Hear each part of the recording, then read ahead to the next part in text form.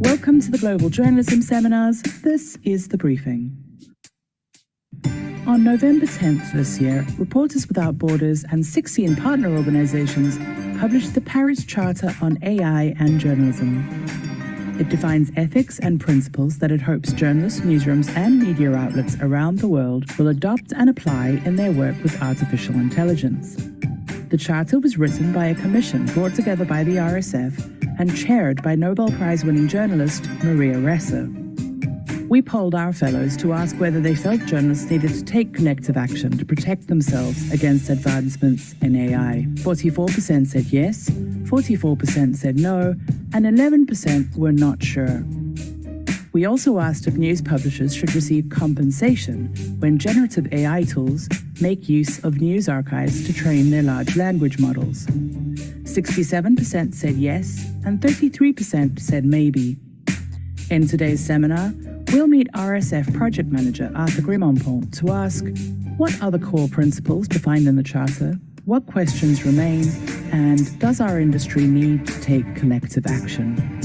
That's The Briefing. Let's begin.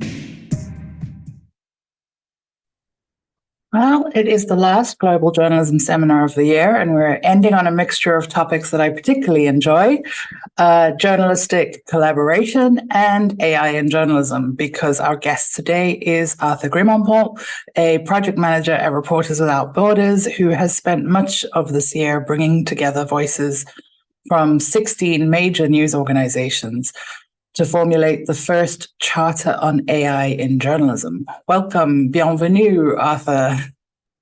Merci beaucoup. Hello, everyone. Thank you, Kathleen. It's great to have you. I think I should start by saying congratulations on getting this across the finish line. Anyone who manages to get journalists to work together successfully on a project deserves a round of applause. So congratulations. Tell us a little bit about how this initiative started and what it took to bring everyone to the table. Yes, sure. So the initial idea came about in mid-2022, soon after ChatGPT became available to the public. And of course, AI already had many applications in journalism, but it soon became evident that its role was about to explode within the information industry.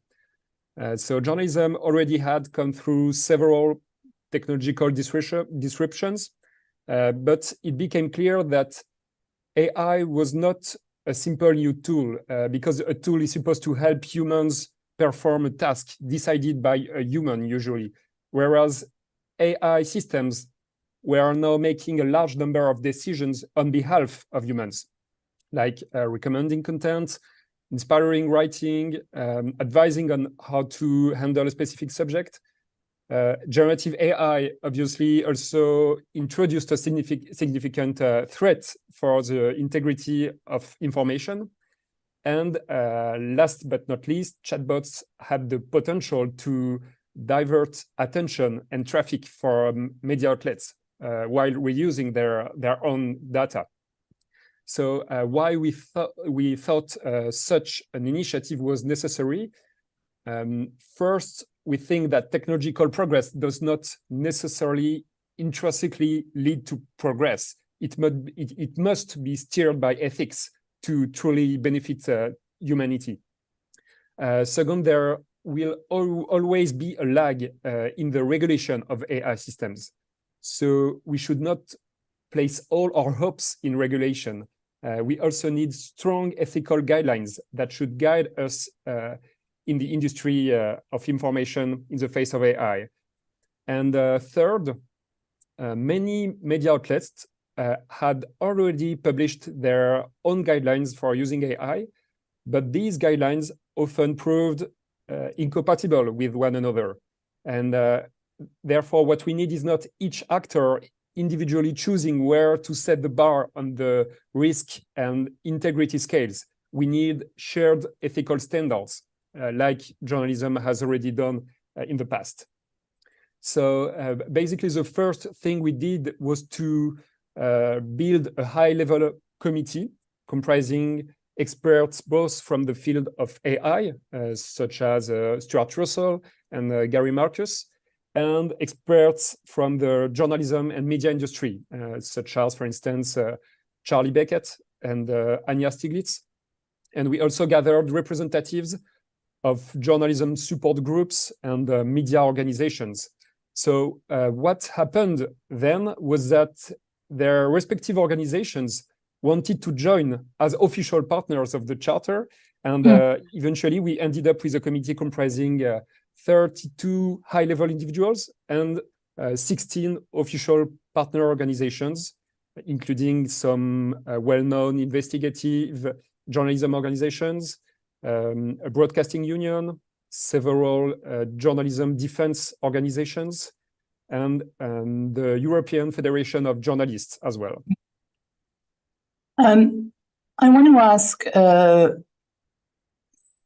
we talk about ethical standards, and I do believe that's important, but you also mentioned chatbots have the potential to divert traffic from our businesses and therefore make them unprofitable. Is there an ethical clash, perhaps, in journalists saying we should be the guardian, the watchdog of this technology when there's a conflict of interest there? Yeah, I'm not sure if I've phrased that well. So there is a principle in the Charter that states that, for instance, AI-driven content personalization and the recommendation should uphold the diversity and integrity of information. This principle is essential because in a noisy world, there are only two ways of catching people's attention. The first one is to extort it, and the second one is to deserve it. And in a sense, social media have chosen the first option, where AI-based recommender systems predict which content is more likely to catch our attention at a given moment, given our the particular things they know about us. But media outlets cannot play on this field without abandoning what defines quality journalism: accuracy, impartiality, nuance. So this means that media outlets should deserve our attention.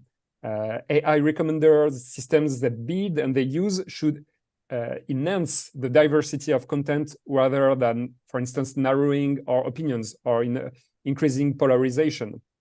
They should enable public debate and they should enable democratic dialogue.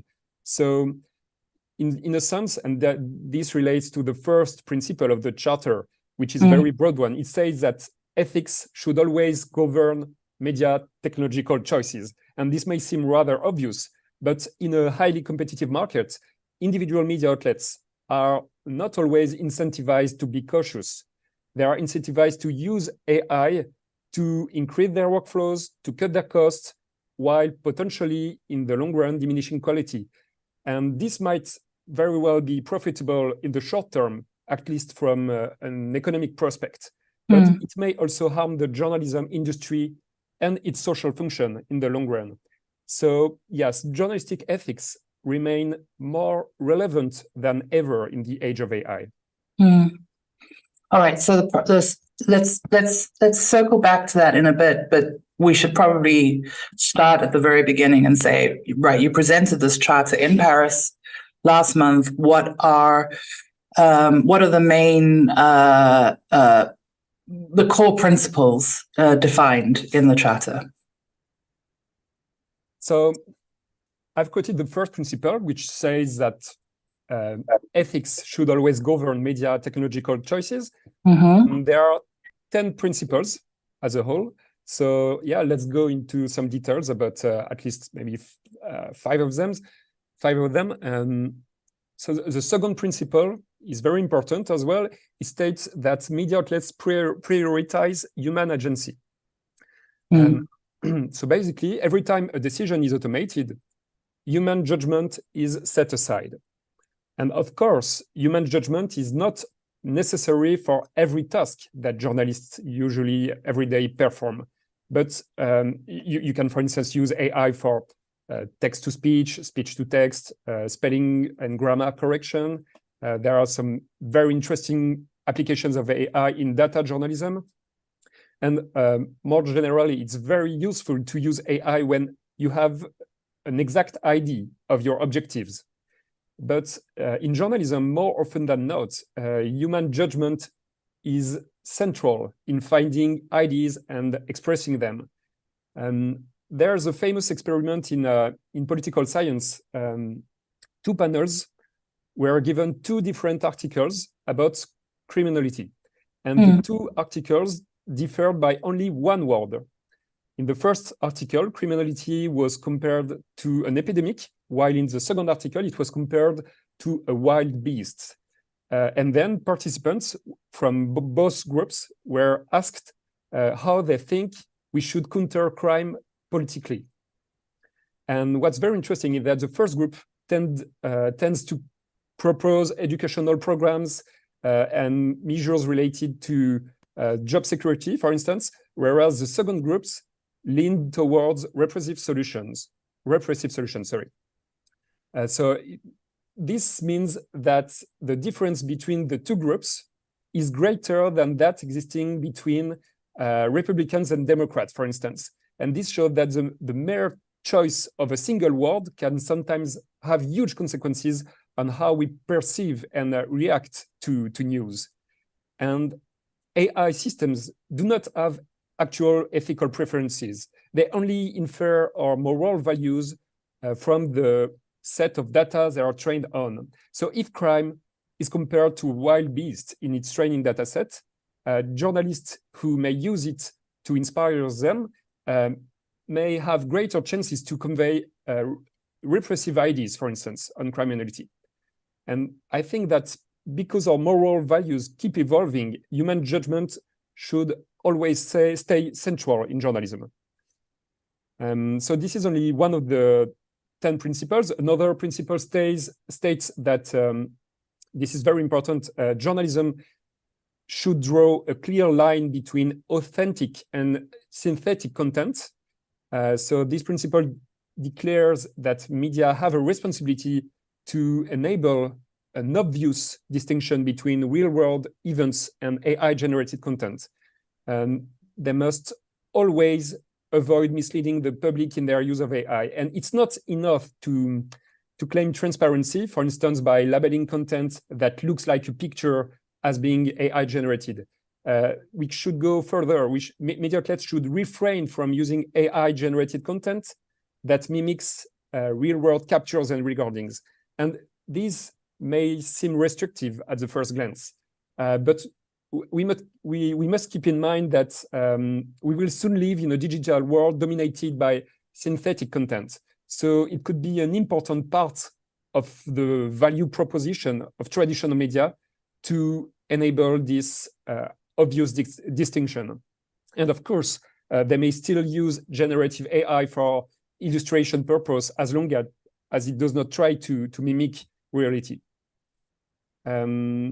Then there is this principle about personalization and recommendation that I find very important, because this charter does not only focus on generative AI, we also focus on the kind of AI systems that already exert a massive influence on how we access news worldwide, which is to say, personalizer systems and recommender systems. And last but not least, there is a principle that affirms that the use of journalistic content by AI companies should be conditional on fair compensation and respect for the integrity of information. So if a media organization authorizes a tech company to use their data, they should first make sure that it is not badly used, at least in terms of intention. And when negotiating with AI companies, media outlets should always defend their long-term collective interest. This is also very important because I noticed during this whole process that many in the industry share the fear, not necessarily of losing their job or having their intellectual property stolen, but more about the long-term future of the journalism industry. And this is very important because I think that this future, the future of this industry, depends more on our collective ability to protect the social role of journalism in the face of technological change by building a shared understanding of the challenges and how we deal with them. It depends more on these collective choices than on individual media choosing how to deal with AI. So yeah, it's very important to build this kind of collective understanding of the challenges and how to deal with them. Okay, Bjorn, we got 5 of the 10 principles there. Just clarify for me, the one about personalization and recommendation was that we should independently test. Is that correct?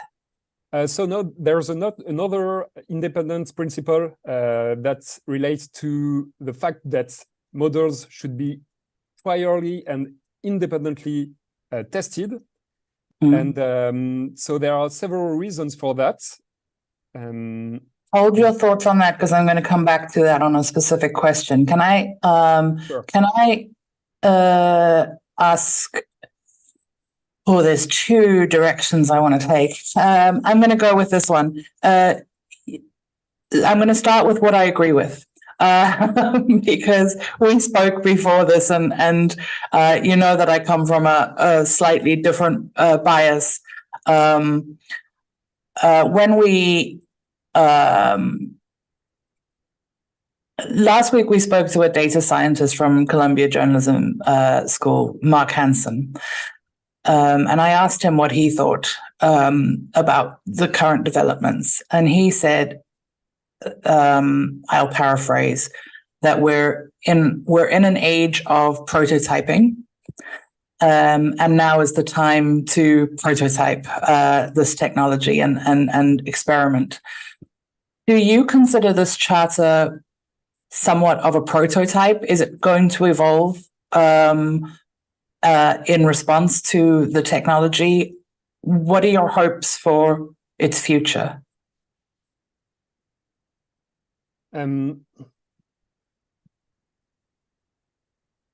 So yeah, it's a very interesting question, and several partners of the charter asked whether we should make this charter able to be updated on a regular basis. But what we tried to do is to build a charter that would not become obsolete soon. We did not include technical details. And when you read something like the Munich Charter of Journalism, so it's like 50 years old, but it's still valid, it's still true, it still applies well in the current situation. And this is what we tried to do, which obviously was very challenging because of the rate of change of these technologies. But we tried to specify ethical principles that would stay true and desirable, whatever the technological change. And so we think that it's a very good idea to use this charter to maybe write some technical guidelines and good practices about AI in the field of journalism. But we normally should not have, at least in the short term, to update this charter. Okay. So the plan is that this is a starting point, but it's not a flexible starting point as of now. Exactly. The thing that I really agree with is a sentence in the preamble.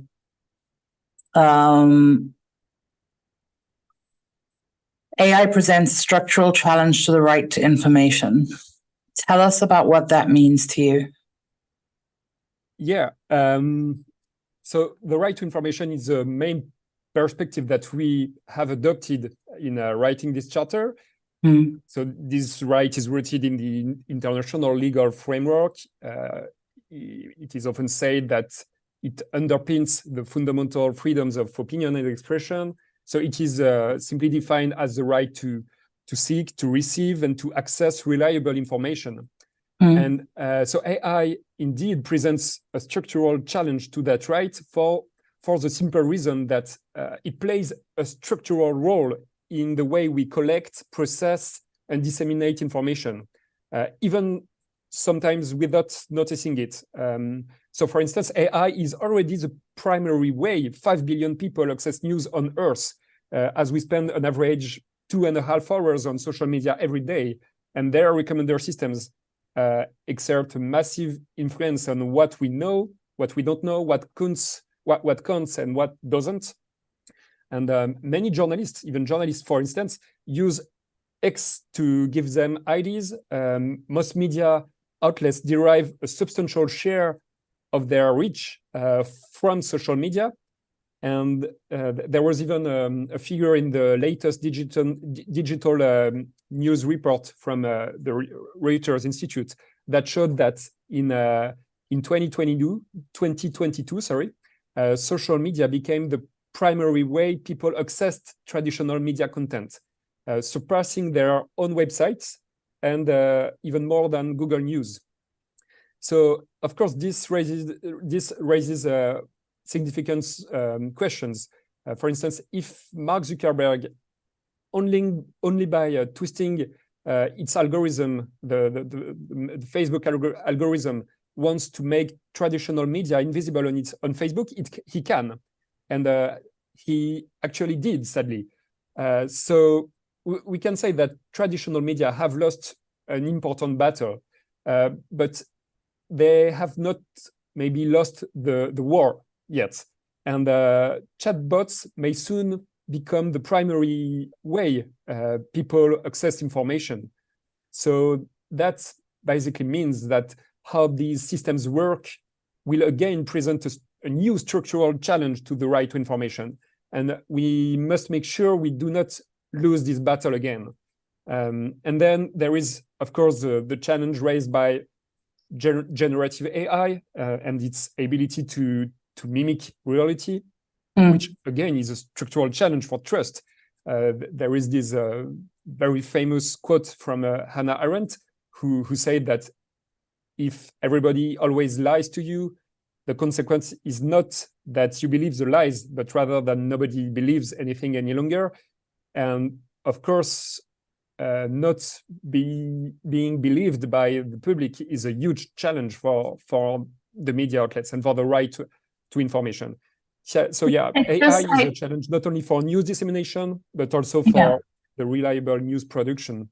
It's absolutely a challenge for news dissemination, but I don't know necessarily. It sounds like you're saying AI is a threat to the right to see our information first, rather than. Do you see what I mean? That it's not actually removing anyone's right to information. It's just giving them information so much more effectively than we have been doing, that now there's a huge challenge to our business model. But that aside, let's talk, well, kind of related. Let's talk about the recommender system thing.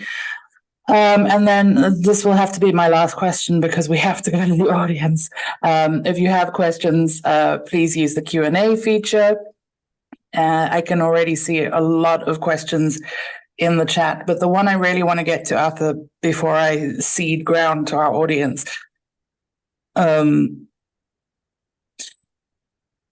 When we talk about people going on Twitter to get their information, or Facebook to get their information from an algorithm, and then claim that the algorithm has removed human agency, that algorithm is programmed in response to human inputs. It's saying, this is what people are interested in your area.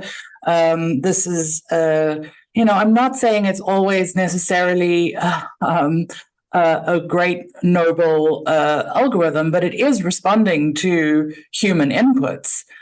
I'd say that it's responding to human, very short-term emotional inputs rather than actual human preferences. And there is a huge difference between what are your instantaneous reactions to content and your profound desires. For instance, if you're driving on the highway and you pass across an accident, a car accident, it will be nearly impossible for you to refrain from giving attention to this accident. And from this behavior, an algorithm would learn that you love seeing car accidents and would maybe recommend you car accidents every kilometer or so. Of course, it's only just a way to explain things, and it's not exactly working like that. But still, there is an amount of studies that show that algorithms, when they try, because they tend to prioritize our short-term attention, they sometimes lose our collective long-term intention, and the two are very different. That is fair. I do acknowledge that a lot of businesses serving information now have optimized their systems to serve short-term excitement. But I have seen, it's worth noting that in the vast arc of human nature, when you do prime a recommender system to serve up the junk food, it will spike up quite dramatically, and it will crash down fairly quickly. And when you serve a mixture of junk food and broccoli, there's actually a longer term gain. So in fact, you could argue that a recommender system with no emotion and looking at pure fact and hoping for the best of human nature, which in the arc of time opts for the good, inshallah, maybe I'm naive, that is doing a better job. And we are all the time setting ourselves up here as we can do it. You can't do it, but we can. You can trust us to tell you the best information. You can trust us not to use clickbait headlines, which is a big claim. Anyway, let's go to the audience because they are clamoring for you. I'm going to start with Hanan. Hanan Nahas. I'm not sure where they're from, but they say, I really hope the charter includes something about copyright. Everyone is generating stories whose original author journalist is not credited. Is there such a thing? What do you say to that? Yeah, so it does. And it was actually a condition for several organizations to join as partner organizations. They obviously wanted something to be included about copyright. So the last principle of the charter, principle 10, says something about it. I can read it to you. So yeah, AI system owners must credit sources, respect intellectual property rights, and provide just compensation to right holders. This compensation must be passed on to journalists through fair remuneration. So it's actually quite far-reaching. We even say that we should enable journalists to go along with their job. And it's not only about paying right holders, it's about making journalism it's about protecting the journalism future and the ability to collect facts in the real world, because Otherwise, we could come to a point where we are not incentivized to collect real pictures, real data from the real world. And there is just going to be a dilution of this factual truth. And there will always be just noise made by AI systems, maybe, that are going to make things out of these data. But we always need to collect data from the real world. And this is one of the reasons why it's absolutely essential to compensate right holders and journalists. So my follow-up question would be, that sounds great. You know, I love some compensation, but how do we make sure that the people getting the compensation are the original creators of the content and not just the usual suspects with the biggest legal team? I won't name any names, but we know who the biggest media companies are and who are usually at the front of the queue with the tin cup, or not.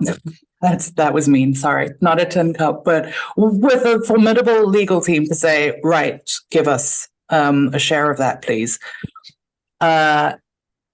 I don't disagree at all that there should be compensation when technology is built on original work. But is there something in the charter, or is there some idea of a technical guideline that can ensure that the first person who reports on that topic is the one who gets the money, and not, for example, a newspaper in Abu Dhabi that reports on the Camel Beauty Festival, which then gets picked up by a prominent establishment in New York and run as an interesting story.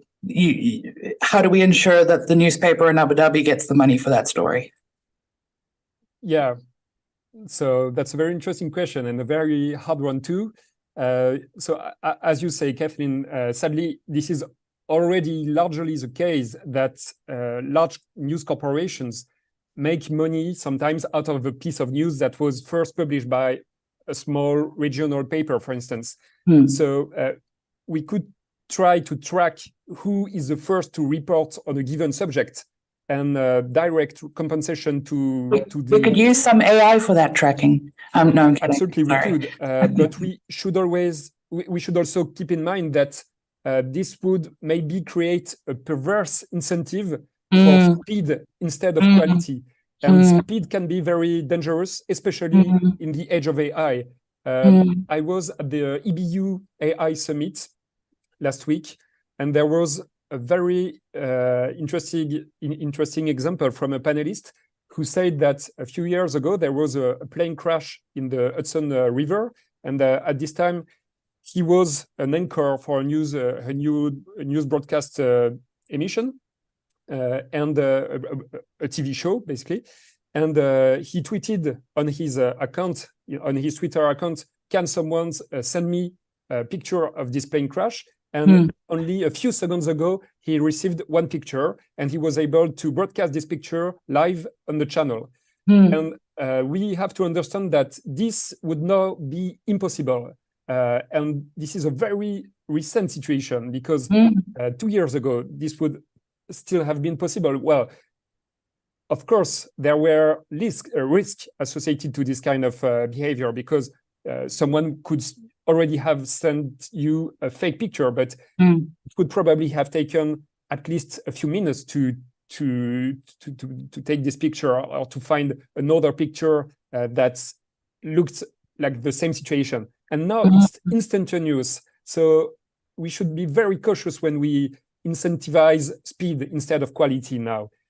And I think that what this principle tries to say is that media outlets as a whole need to understand that it is essential for them to unite their voices in the face of big companies, because even a large media corporation is very small compared to big tech, and protecting the news industry in the long term requires more than just bilateral agreements, for instance. I'm going to go downstairs to our journalist fellows. And I'd love to start with Hong Chao. There you go. Go for it. Hello, Esther. I was in the launch event at Paris Peace Forum, and I was very impressed by the passionate speech that Mario gave about how the journalism industry is a self-regulating industry. But at the same time, I just wonder, what are the bargains that the industry have against, in the negotiations with the AI industry, in the profit-driven nature of the economic system that we all sit in. And my secondary question to that is, does it take the media industry a strike, as what we witnessed in Hollywood in the United States, for example, from the Writers Union and Actors Union in negotiating the AI rules with the industry? So what's Thank you, Hong Zhao. So collective actions, we start there. Yeah, so collective action is absolutely essential, but it maybe won't be enough. And thank you so much for your question, because this is a question I keep asking myself. And we have sadly several examples of collective actions that did not lead to the intended consequences. And this happened actually quite recently with media organizations and the Canadian government, and this happened in Australia too, with Meta, who they asked basically Meta to pay for the news on their websites. And it happened quite the opposite of what they wanted, which was that Mark Zuckerberg just took the unilateral decision to remove traditional media content from its platform. And so your question was, what do we have to bargain with these tech companies? And in this specific situation, it happened that, well, at least in terms of economic, we've got nothing, because Meta has tried to estimate how much did they lose when they removed traditional media content from their services, and they lost nothing, because this kind of content already, well, it did not lead to many profitable operations on their platforms. So they just took that move, and because it was legal for them to do so, they just went with it. So I think that when we say, when we support collective action, it's not only about economic action, it's also about legal action. You know that these CEOs, notably Elon Musk and Mark Zuckerberg, have often said that their platforms were the public spaces for humanity. But in reality, everyone knows their platforms are not working at all like that. And in Europe, for instance, we are working on stronger regulation with already the DSA, but also with the AI Act, that are going way further in this direction. And if they think that their platforms are public spaces, then we should agree with them, but enable their platforms to become true public spaces, which means obeying to laws that are decided collectively and publicly. And media outlets have an essential role to play when writing those laws. And this is one of the principles of the Charter, which say that as essential guardians of the right to information, journalists and media outlets should play an active role in the governance of AI systems. So it's not only about bargaining intellectual property rights.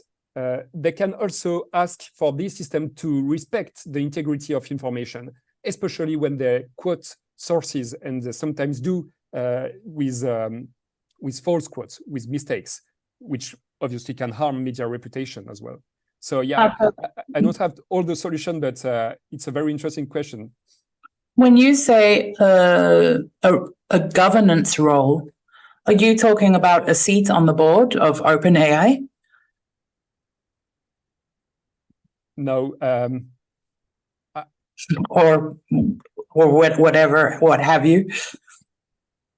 Well, this still has to be decided in a sense. There is even not this kind of institutional oversight doesn't actually exist for now, but it will certainly be put in place. The UN has already reunited a high-level board to study the impact of artificial intelligence, and in any future institutional oversight of AI, we are asking that journalism and media take a place.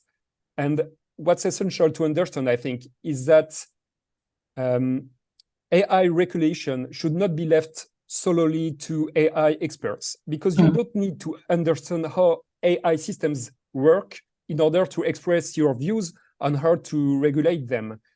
This would be as silly as asking only to mechanical engineers to design regulations for cars, for instance. You don't need to understand how an engine works to explain traffic jam or to explain car accidents, air pollution, or global warming. And because AI systems have such a massive impact on the information landscape, it is crucial that information professionals are at the heart of the regulation debate. This is not only a debate for mechanical engineers. I think it would certainly help if we had at least a basic understanding of the thing that we're asking for governance of. Of course. I totally agree. I don't know if you've ever been to Oxford, but I dearly would not want the people on the bicycles deciding how we should drive. Sorry, people on the bicycles, but my God. Tarek Saleh has a brilliant question here. He's actually studying an MBA in AI for business. And he absolutely agrees the human factor has to be there at all times. But how do you see AI as a partner in newsrooms? Can there be a balance between tech and creativity and human perception? Well, it has to be, but how do we define a balance? It's actually quite hard. Sometimes we hear things such as journalists should always be at the beginning and at the end of the process. But what does that mean to be at the beginning and at the end of the process if you're, for instance, using ChatGPT to generate a whole article? Well, of course, you can review what's been written by ChatGPT, but you get, of course, influenced a great deal by what you've written, but what you've read. So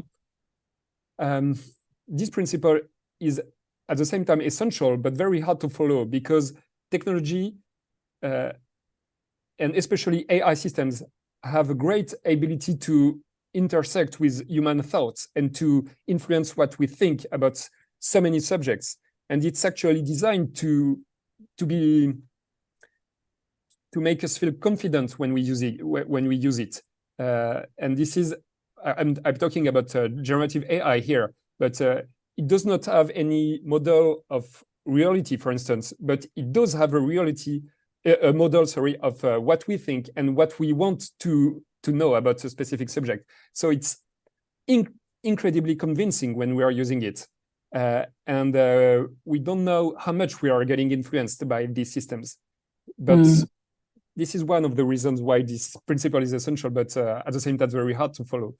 In all capital letters downstairs, Noe has said, please, I really want to ask this question. So Noe, please ask this question. I think it's a good one. I agree with you. Nice to meet you. I'm Noelia from Argentina, and my question is if the chart you are developing will be applicable globally, because I was reading at the list of members of the committee, and I could notice that except from the director, who is Philippine, and Malaysia member, the rest of them are almost all English speakers. The chart seem, or admin, the debates you are having seems like too English content centered. For example, there is only one Spanish speaker, although it's the third most spread language in the world, and there is no Indian, Chinese, Japanese, or Korean members, thinking that those are languages with billions of speakers, and they have like a total different linguistic systems. So I'm thinking if you are I'm asking if you are thinking globally or you are just starting by English and what comes next. Yeah, thank you for your question. So this was obviously a point of focus that we had when we tried to reunite a diverse committee, and our committee is actually quite diverse because there are 32 people and they have 22 different nationalities. So it's already pretty good, but I totally agree with you that the northern countries are much more represented than southern countries, for instance. But there are also people, so there is someone from Malaysia, someone from Venezuela, someone from Poland, Germany, from Serbia, from Zimbabwe as well, from Mexico. So we do have some representatives of other countries, but and we try to design a charter that had a global scope.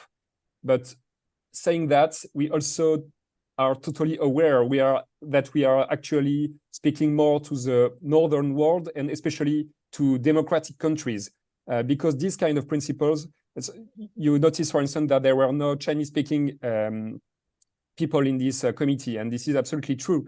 And we also think that it will be very hard. This charter conveys a lot of ideas about freedoms of opinion, expression, and democracy. And this does not speak to the majority of the world today. We have to keep that in mind. And so one of the prospects of this charter is a right to information, but the right to information is only defended in some countries, not in the whole world. So yeah, this is only one of the reasons why it's not maybe diverse enough, but it's not enough. And you are totally right that we should include more voices from the south in this kind of discussions. Let me ask a follow-up question. One of the principles asks that there be an independent review of all AI systems, both used in newsrooms and broadly speaking, that we have independent review mechanisms for the algorithms. And I'm a big fan of auditing, but what we're talking about is an incredibly expensive, incredibly technical, very much ongoing to meet that point of the charter, and the global south cannot afford. Not even newsrooms in Europe can really afford that kind of expense. How are we proposing to finance independent reviews of everything we do? And will we be sharing information, or are we calling on every newsroom to practically, how does this work? So yeah, so we mean that journalists and media outlets should collaborate with each other and with academics and experts to assess the models that they use. And there are two main reasons why this should be done collectively rather than individually.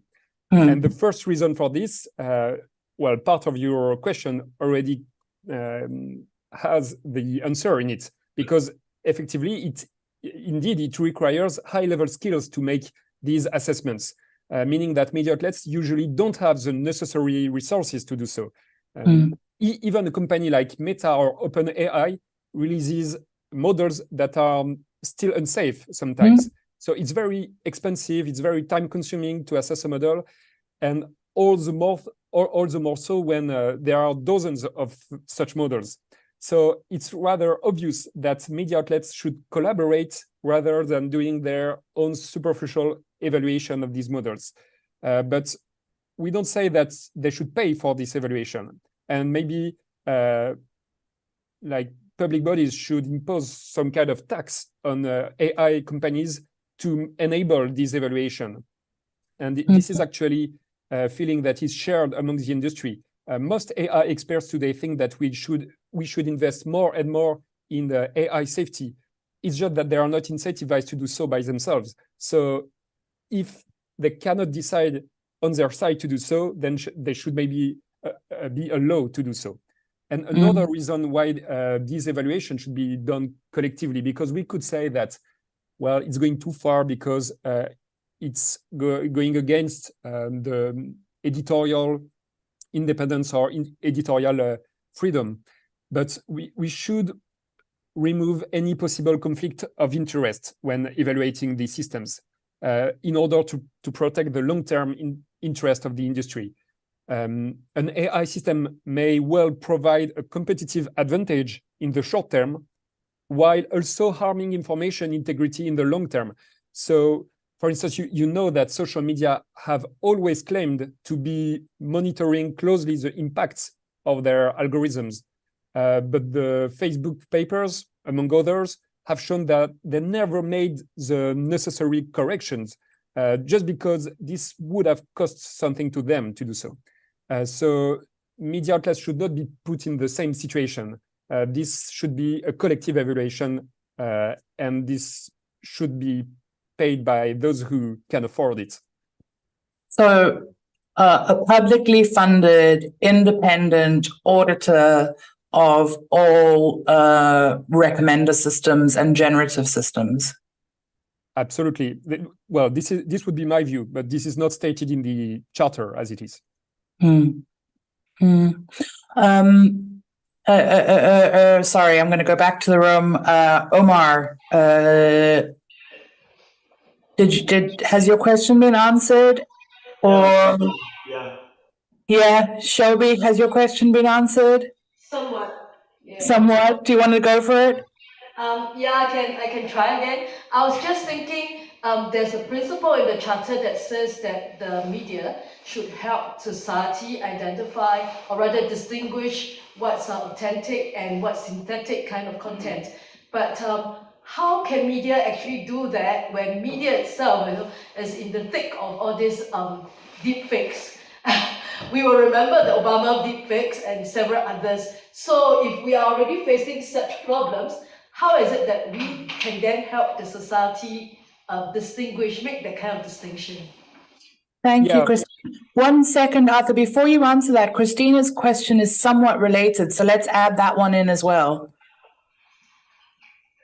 Hi, that was actually very similar to my question. I was just wondering, earlier you mentioned the dangers of generative AI images and sort of how realistic they are, and the Hannah Arendt quote about the danger is that not that you think everyone is lying, but that you believe no one, or misquoting there. But I was wondering then specifically how else you imagine journalists protecting themselves, especially as generative AI content proliferates more widely on the internet and is also used more as a tool within newsrooms. Like, should all AI content be tagged on news sites? Would that contribute to mistrust in terms of thinking things are synthetic on news sites? Like, how do you see journalists navigating a world where this type of generative content is appearing more and more regularly? Thanks, Christina. Yeah, so I tried to answer the two questions at the same time. And there are actually two different principles in the charter. One says that media should draw a clear line between authentic and synthetic content, and the other said that media should always try to authenticate content and use traceable audiovisual content. So these are two different. And the one you're talking about now is, okay, media have to do so, but how do they do so? How do they actually distinguish between an authentic and a synthetic content if AI companies themselves say that it is already today impossible to detect a content generated by AI? So there. Traditionally, the way we dealt with AI-generated content was trying to detect them once they were created. But because AI systems are improving at such a fast pace, it is today impossible to detect such contents once they are created. So there is now going to be, we will have to reverse the burden of the proof. We will have to prove that a content is authentic rather than proving that it is synthetic.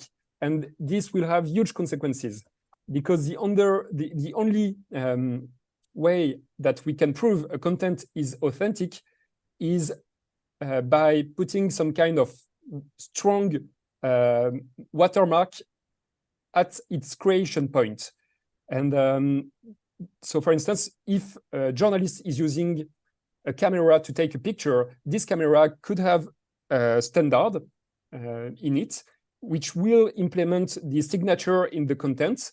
So you may all have heard about, for instance, the Coalition for Content Authenticity Initiative, the C2PA.